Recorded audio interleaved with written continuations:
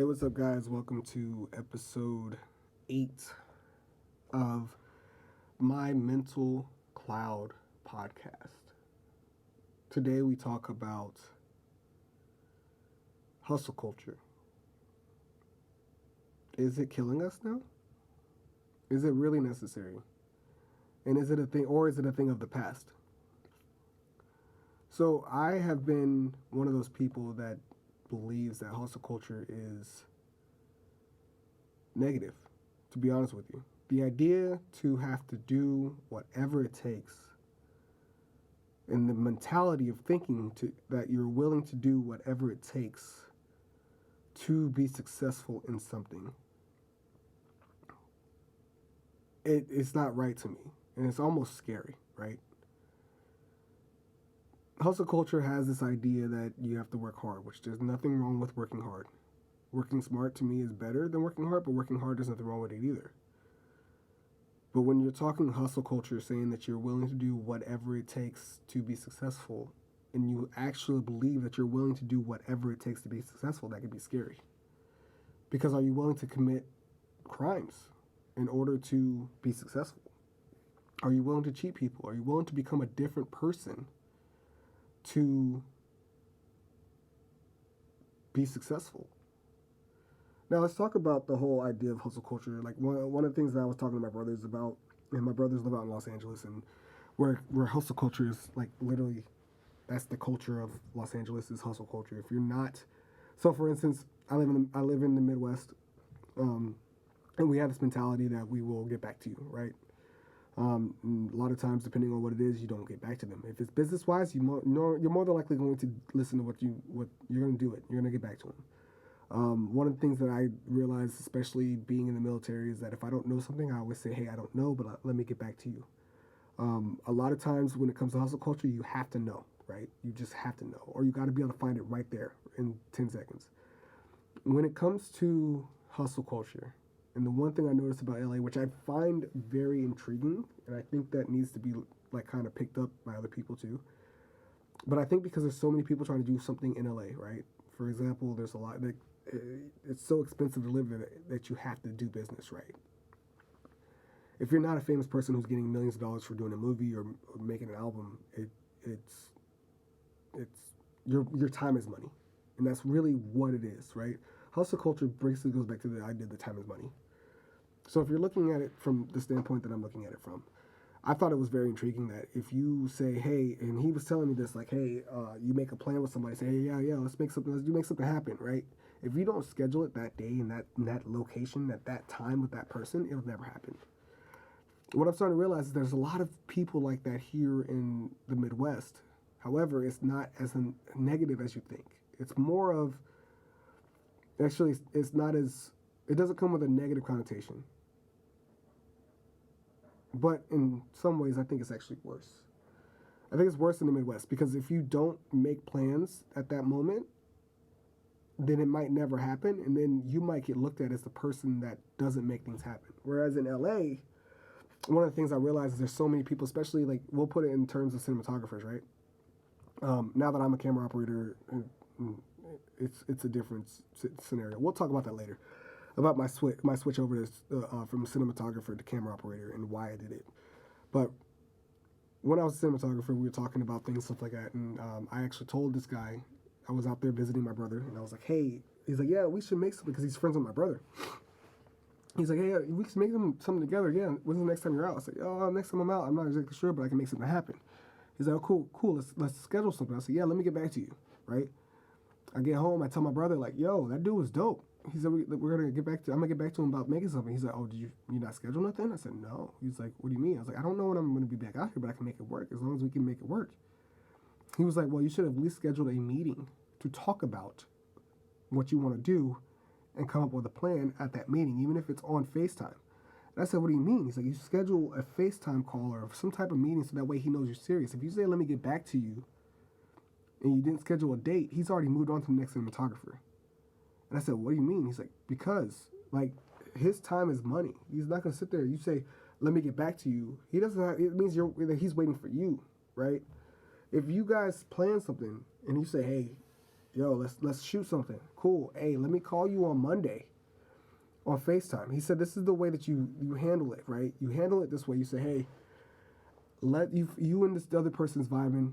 Y'all want to do something together, a project. And I know I'm saying strictly arts right now, so I mean I guess you can apply this to other things, but this is the way that it goes, especially from my experience. But he was saying that it took him a while to learn it, like a couple months being out in LA to learn this. But he was like, because he does music and stuff like that, so he's looking at producers and stuff like that. He's like, oh, I want to work with this producer. So then he meets this guy, and this guy's dope, right? And he's like, yo, like, let's make something. He's like, cool. He's like, and then my brother said, he's like, what? He's like, when do you want to do it? It's like, let me get back to you. I'm gonna look at my schedule and I'll text you and let you know, right? One of the things that I learned from that, first of all, and I think that is very important, is that our schedule should be on our phones. Our phones are constantly with us, and our phones are connected to cloud space. Google gives you a free calendar. Create the Google Calendar and you can share it. I think that's one of the best things you can do is have your calendar on you at all times. Because one thing I can tell you right now, me and my wife, is driving me nuts, is that if I look at my calendar, like if I'm making plans to do something, I'm looking at my calendar on my phone. She has a physical calendar, which I'm perfectly fine if she has a physical calendar for work, but she needs to at least have something electronic because we can share it. And if she puts something in the electronic calendar and it comes to me and it comes up, I'm like, oh, I can't do that because I have to have the girls at a certain time, right? My wife's going here. She doesn't want to do a physical, she wants to keep a physical calendar, but the digital calendar is probably the best thing you can do because then you can add people to it. And when they add something to their calendar specifically, it goes directly to your calendar. So you can see what they're doing. For example, one of the things that I was thinking too when we were talking, we're not going to go into an example, but I'm going to get back to the story. He was telling me that this guy was like literally like, yo, cool, let me get back to you. And he said, cool. And then my brother tried to get back with him and he said, yo, I can't. He's like, I didn't even get another chance to meet with this guy for like another 2 months. He went that day, was scheduling studio time with other people. Because at the end of the day, going back and looking at your schedule, because my brother had a physical schedule at that point. He said, when I talked to the guy, like, he said, oh, bro, I don't have anything open for like another 2-3 months. And so my brother couldn't even get to see him for another 2 or 3 months. And this is an independent producer. This isn't somebody from like Interscope or Sony Records or anything like that. This is literally an independent producer. And because so many people are out there and trying to chase their dream and do what they do the arts and stuff like that in California, that there's so many people that I don't get shut down because one person doesn't want to do something or one person can't do something. I could go literally find somebody else in California. For every cinematographer, there's like another 45 that's available. So,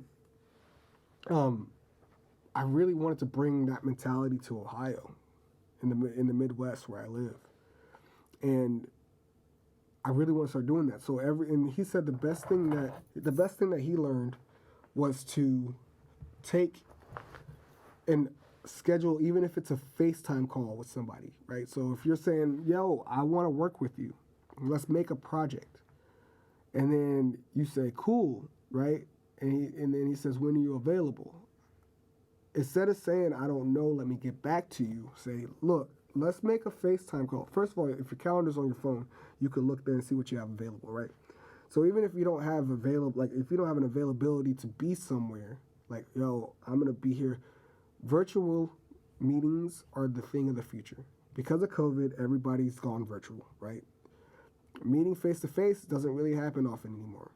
And that's perfectly fine because one thing I will say, meeting virtually allows us to do more throughout the day because you don't have to travel anywhere. You don't have to travel anywhere to do it, which means that you spend less time on the road getting places. So he said that ever since he had that meeting, right, and ever since he had that understanding, somebody told him, and I don't remember exactly who he said told him this, but he said that every time he gets with somebody, they say, "Yo, I want to work with you in the studio. When you're available," he says, he gives them a day. Like, "Oh yeah, you know what?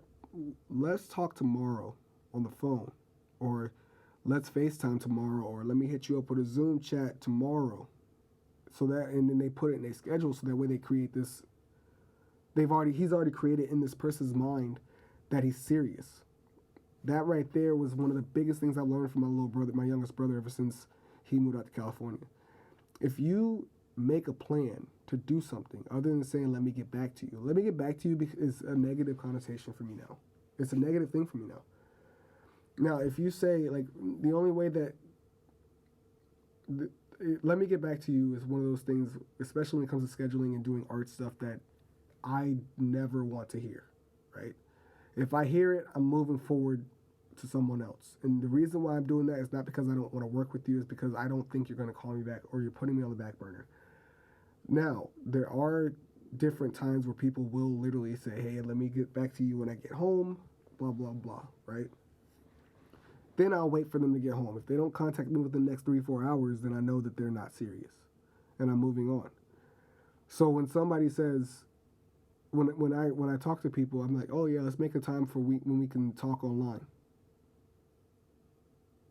or we can video chat, or we can talk on the phone. Because the first time that somebody says it to me, right? And I remember the first time somebody said it to me, I was like, yo, like, they had looked at my stuff. They looked at one of the short films I did and stuff like that, and they were like, oh yeah, you're pretty dope, bro. Like, let's work together. I was like, cool. And then I said, when are you available? And he said, I don't know, but let me get your number. He said, let me get your number, and we can make a phone call on like Monday around like noon. And that was literally what he told me, right? And so Monday around noon comes. I completely forgot that he had said that because, you know, I'm still in the Midwest mentality. Monday around noon comes, I get a phone call. I was like, what's up, man? He was like, yo, you ready for the meeting? I was like, oh, yeah. And at that point, I remembered. And that point, I realized that he was serious. Because in my Midwest mind, right? I had already waved him off because I'm like, yeah, he's not going to call me, right?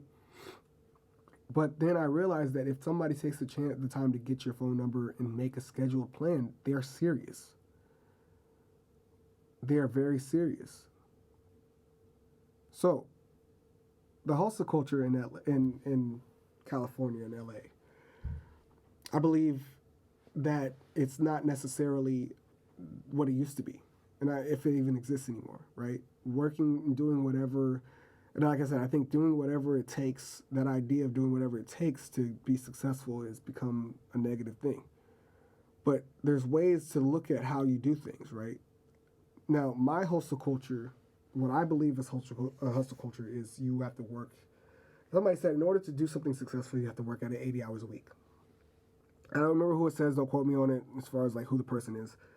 I don't know. If you do know, cool. If you don't, cool. But I remember hearing that you have to work at least 80 hours a week, especially if you're starting your own business. In my opinion, I believe that's hogwash. Because even if you're working for somebody else, you're never working a full 40 hours a week. Like, even if you're sitting at a toll booth, right, for 10 hours a day, taking tolls, right?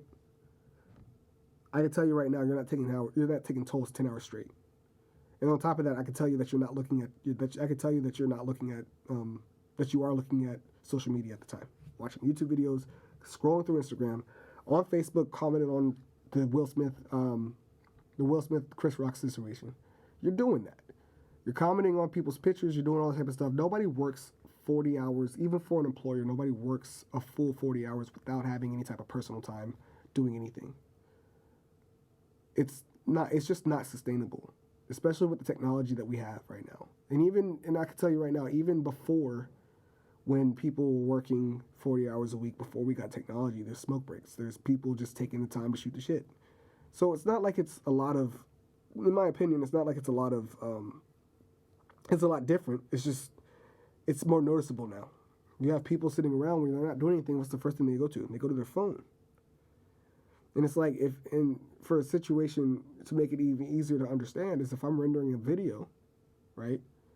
And I can't do anything especially like because I do everything on my iPad with this podcast, right? So I have to make the video to put it on YouTube, blah, blah, with the screenshot and all that type of stuff. When I'm rendering, I can't do anything on my iPad. I have to let it render all the way through or else it cancels it. So what am I doing while the time is rendering? I'm either going to go cook something for the kids.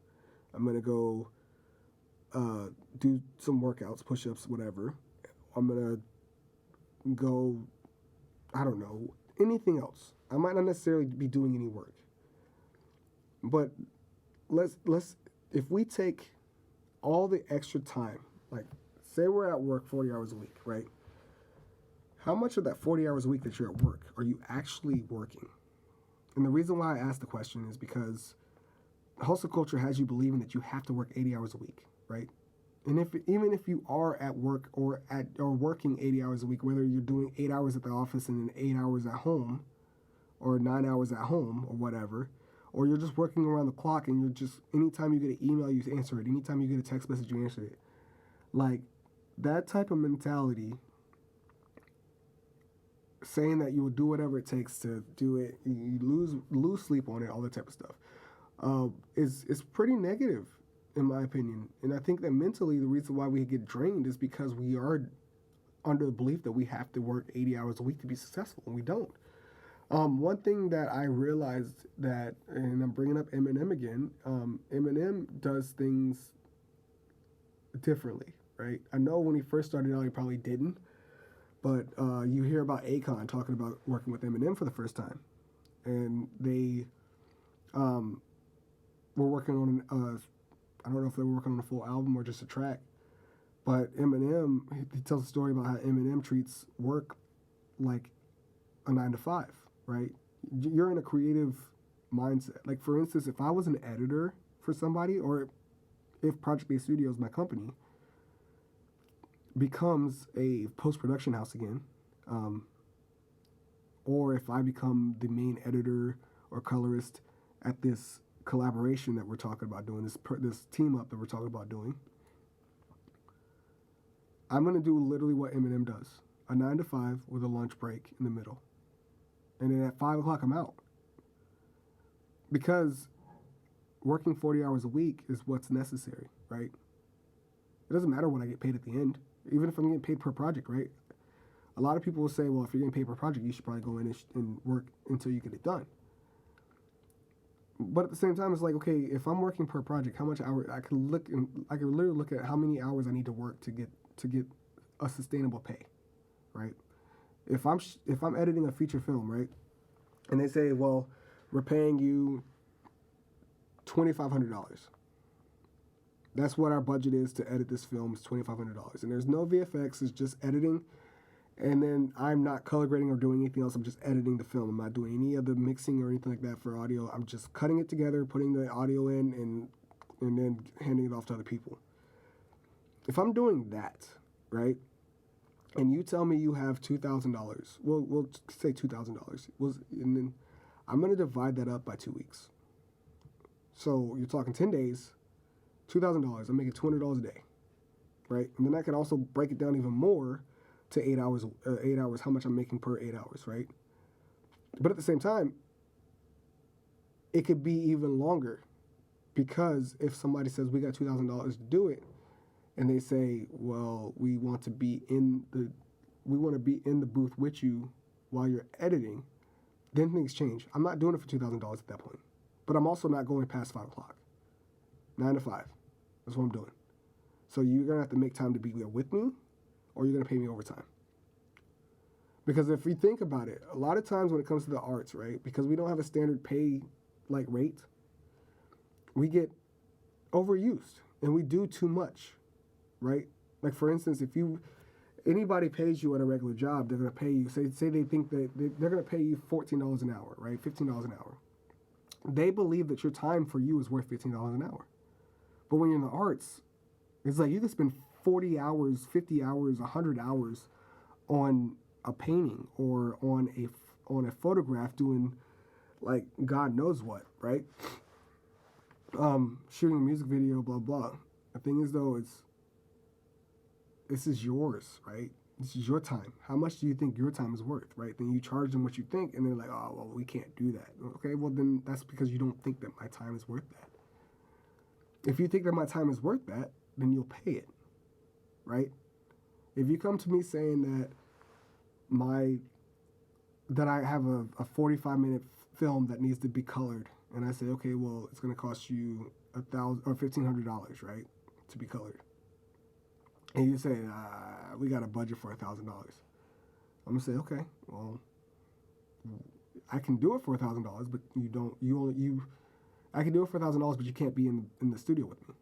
You have to let me work and knock it out, because then I'll knock it out in like 3 days, and then I'll send it to him like, hey, this is what it is. And then after that, you got to pay me per change, because you didn't agree to my terms. When I told you how much it was worth is how much I thought my time and stuff was worth. And now that you changed it and said it's worth less, now you're going to pay me more, because at that point, when you start making changes and stuff, now you got to pay me extra.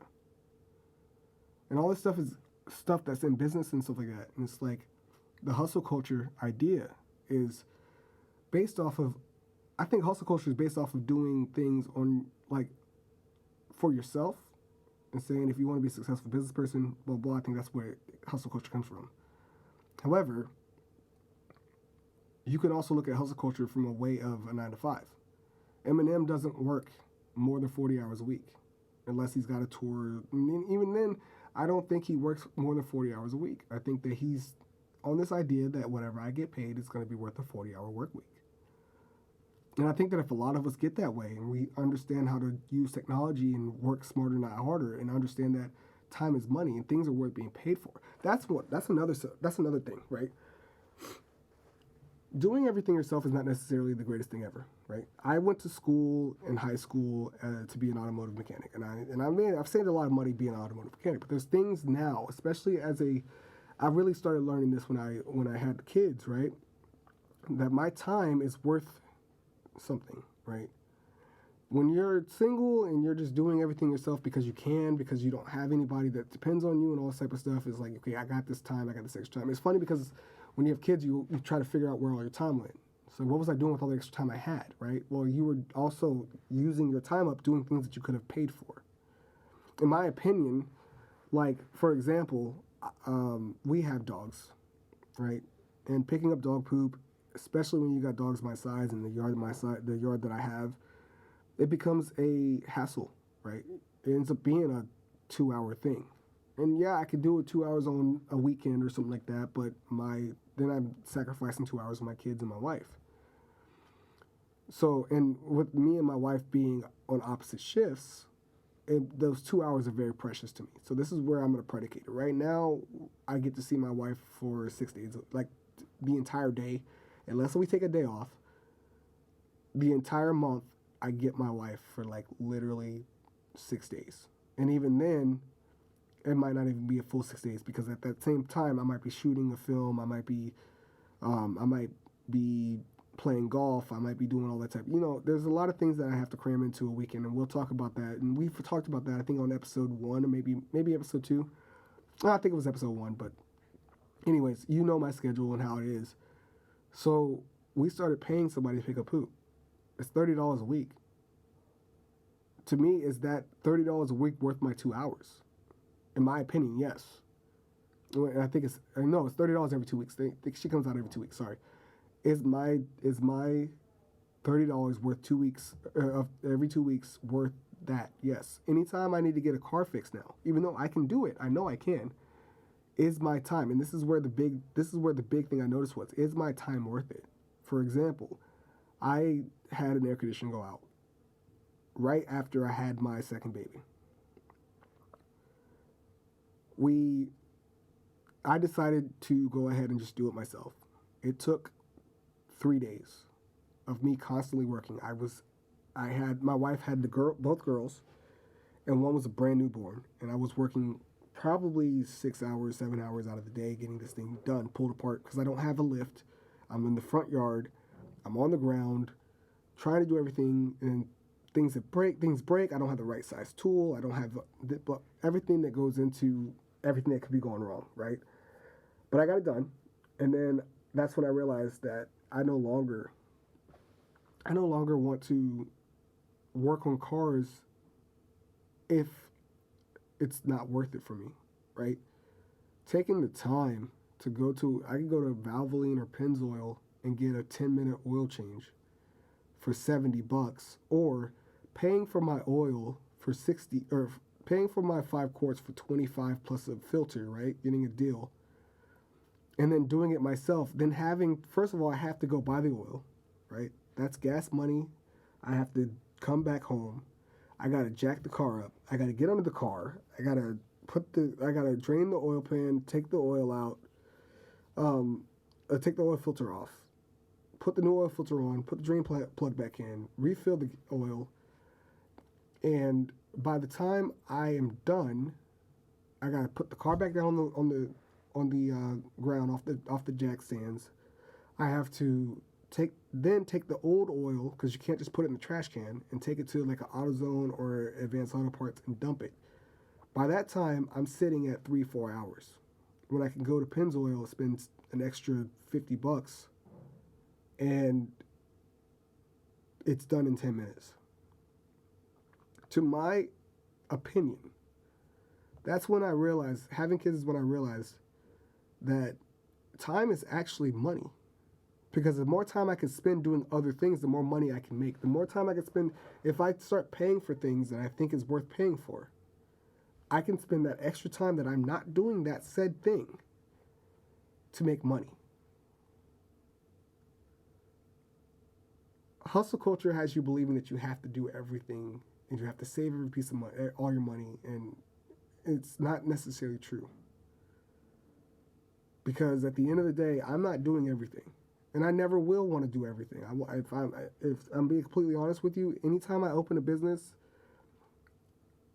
if I start out with employees and I'm like, look, we need to make, I need one employee, this and the other, we're going to make it work, and I'm not going to work 80 hours a week. My father kind of made this known to me. Again, my dad, and it's another inspiration. I pay attention to what he does. My father was working 80 hours a week, or 40 hours a week, sorry. He was working 40 hours a week as a teacher. But then he was also doing like 15, 20 hours a week as a farmer, right?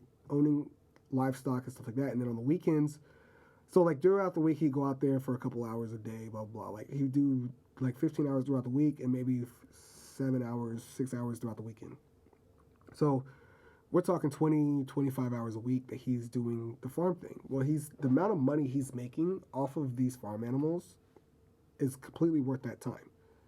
But if it got to the point where it wasn't worth the time for him to do that, because it was like, okay, well, I need to be doing other things. If he wasn't teaching and he was, so for example, let's get into this even further, right? Me and my father are in real estate together. If my dad was still doing farming, that whole situation is a different story. We'll talk about it, but it wasn't like his farming failed. It did not fail at all. But if my dad was still dealing with livestock and he's doing the real estate stuff now, he would be paying somebody, or my wife, not my wife, my mother, his wife, to go over and feed the cattle. Because he spends so much time right now on his real estate company that paying someone gas money or paying someone whatever to go feed these cows and to feed the goats and pigs for him would have been worth it, because at the same time he's making more money with the time that the 25 hours he would normally spend at the farm, he's not spending it there. He's spending it on a job site. Now, don't get me wrong, the 25 hours a week turns into a lot of money, because the cattle, well, once you go slaughter cattle and whatever, you go to the slaughterhouse, you can make a lot of money off of animals. So even if he was still doing it by himself, he'd still make money, but it just wouldn't be there right now. But at the same time, if he's paying somebody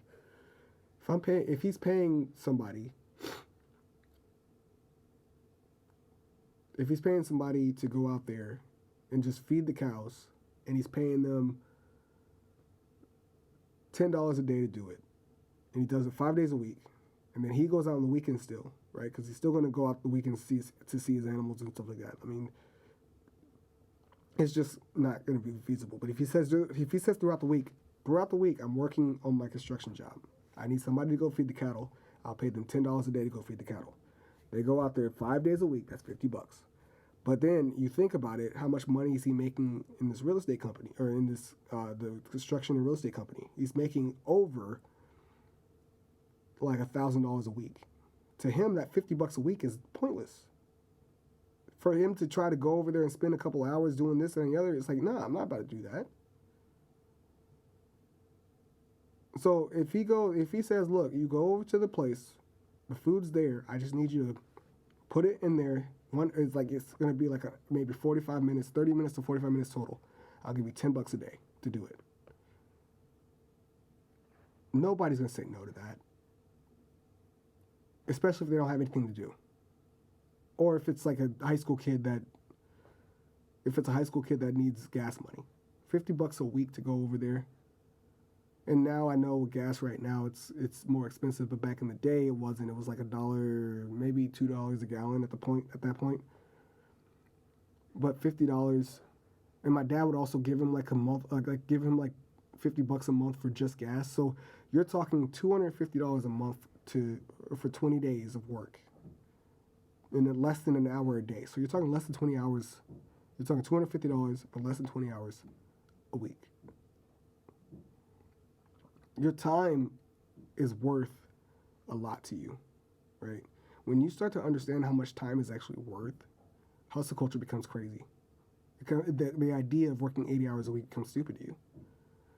Because if I'm working 80 hours a week and I'm making money, right? If I make enough money to pay myself and somebody else for 80 hours a week, if I get paid enough for 80 hours a week and I can't pay somebody else to work another 40 for me, like, that doesn't make any sense to me, and it just seems stupid. If I can spend 80 hours a week working on something, and I can make 80 hours worth of money per week, yes, it's going to fill my pockets, right? I'm going to have a lot of money, but I'm not going to have any time on my hands. And on top of that, my life's going to be crazy. I'm going to be stressed out. So why not take the time? Is your mental state, is your time and time away, is your time being actual working, is that worth it? That's one of the things I really like about the school system, right? So in the college atmosphere, most people don't work Fridays. Most instructors should say don't work Fridays. I work Fridays, but most instructors don't work Fridays. And sometimes they might be here 13 hours a day. Sometimes. Rarely, but sometimes. I can tell you right now, most of the instructors here at my college work 25 to 30 hours a week. And then they work from home, in quotation marks, on Friday. They are on a daily contract. They get paid for 173 days a year, but they get paid the entire year. I am on a similar situation. I work 180 days. I get paid the entire year.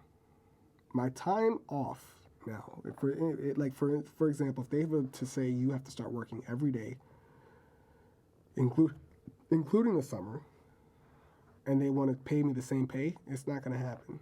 Because you've already made it clear that my time during the summer is off and how much it's worth. You're going to have to give me a raise.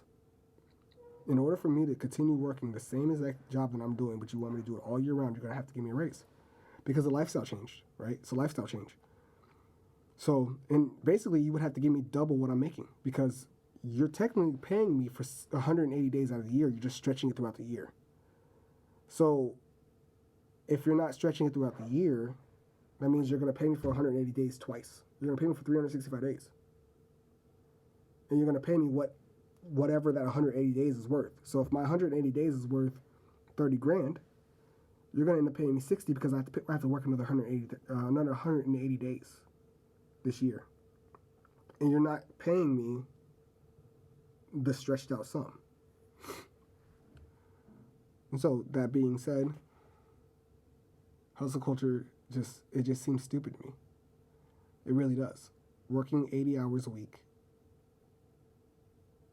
it just doesn't make any sense to me. To be honest with you, working 60 hours a week doesn't make any sense to me. Especially when you're building a standard work week should be 40 hours a week.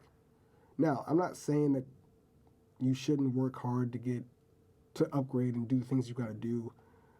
And creating a business is hard, but if you're disciplined, you should not. If you're disciplined with the way you do things and the way that you spend money, and you are smart about the choices you make, anything more than 40 hours a week is a waste, in my opinion. Because when we own businesses and when we work for ourselves and stuff like that, we're trying to get to the point where we don't work hardly at all. Like when I do businesses, I want to invest in them, and then I want to get to the point where I'm literally just moving money as a way to make money. I do not want to actually physically work unless I'm working on films. I want to have 7 or 8, 10 different income streams. I want to have 20 different businesses I'm invested in. I want to do all that type of stuff, but I don't believe that doing this hustle culture thing is the way to do it. I think figuring out what type of money I have to sacrifice as far as like putting it into other things to make my money grow. Because I can be completely honest with you, I have money inside of real estate, and I have a lot of money inside of real estate. I actually own a multifamily home as well, and I have never worked more than 40 hours in my life in a week. It's not difficult, and it's not. If you're smart with your money, you're smart with your investments, and you know what you're doing, you don't have to work 40 hours a week, or you don't have to work 80 hours a week. And we as people are trying to get down to the point where we want to work less and less. We want to spend more time with our families and spend more time on vacations. And it's like one of the things that really bugs me about Instagram is a lot of people will put what they want their life to be versus what their life actually is. So they will front and they will do 17 weeks worth of content when they go on vacation for 2 weeks. And then you would think that they live on a beach, and you find out they live in freaking Gatlinburg or in Cincinnati, Ohio. They live nowhere near a beach, but they are in the beach for like a week, and they have like literally 17 weeks worth of content because they want people to believe that's what they want, and the thing that's what they do. And the thing is, though, it's like that whole fake it till you make it mentality is dead. I don't understand why people still do that. But yeah, hustle culture is the dying thing. But if we continue to keep it alive, we're just going to be disappointed, and we're going to be overworked and overstressed and mentally drained. And yeah, that's why I don't believe in the idea of working 80 hours a week. And I really think that the idea of doing anything it takes to be successful is very scary.